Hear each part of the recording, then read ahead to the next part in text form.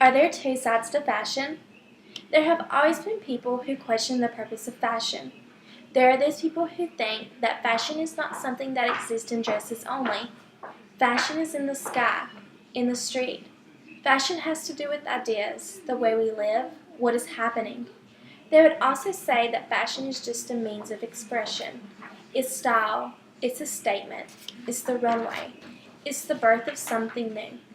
There are also others who believe that fashion is just a way to convince society to believe they are not good enough to the standards that are not realistic to everyone.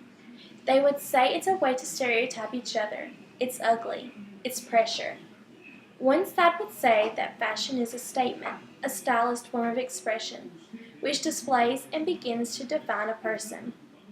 The clothes they wear tell a story about them, and it also places characteristics on that individual that people around them are not able to see and communicate through.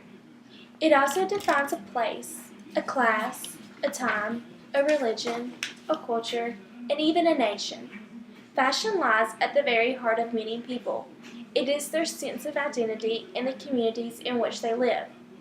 Individuals emerge as icons for beauty and for style, from people like Kim Kardashian, Michael Phelps, to David Beckham. Some cities are even identified as centers of fashion like Milan, New York, Miami, and other places. The business of fashion is a multi-billion-dollar industry which is currently employing millions of people, and in the future, many who are sitting in this room. Fashion determines its effect on gender, sexuality, class, race, age, and other sources of identity, and explores future directions and trends. People commonly think fashion consists entirely of chic models strutting themselves down a runway. However, the term applies to much more than just high-ended clothing and a good sense of style. Fashion is the prevailing means of expression, but it quite often applies to a personal technique of expression that may or may not apply to all. Therefore, fashion connects to almost everything someone does: the way they talk, the way they walk, the way they dress, the way they spend their money, or even the music they listen to. Teenagers especially are in the time of their lives where they are experimenting with new approaches of expression. These are all pictures of expression in different styles. In these pictures, you have styles varying from model chic boho to punk rock emo.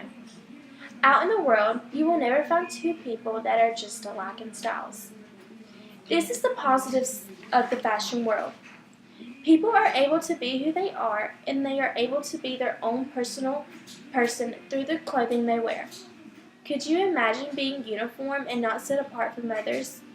Fashion is a way for an individual to be unique and express themselves every day.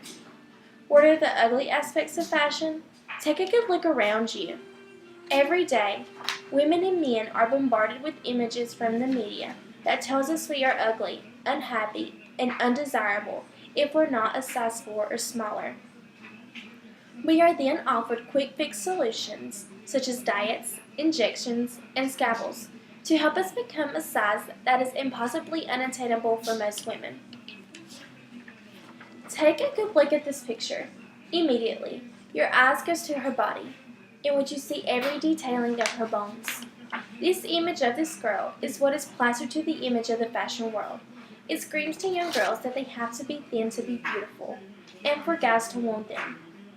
Images like this is what society twists and makes the fashion world to be. These perfect and real thin models is not what makes up our society. However, women and girls both feel that this image is the standards for society. Nicole Hawkins, a psychologist that specializes in body imaging issues, says genetically only 3% of women can achieve a size 4 body. With odds like that, I'll have better success with the lottery. The pressure to be skinny because slim isn't good enough anymore has to increase of eating disorders in which women, or at least feelings of security and low self-esteem, which lead to more programs and self-esteem boosting groups like the Dove Beauty Campaign. Most of us, if not all of us, including myself, can name 1 or 2 things you dislike about your body, or you can name 10.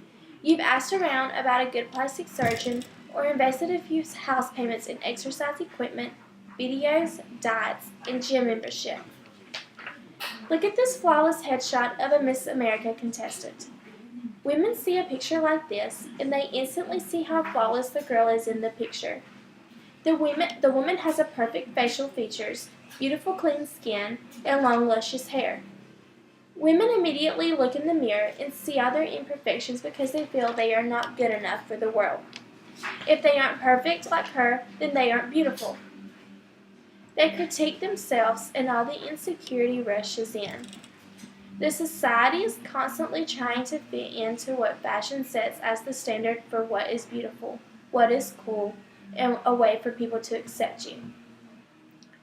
Through the information I have gave you all today on both sides, the question that I will leave you with today is whether fashion gets the blame for the feelings of not meeting the standards and a way to put stereotypes on each other, or is fashion just a mode of expression, the way the society determines what is trendy?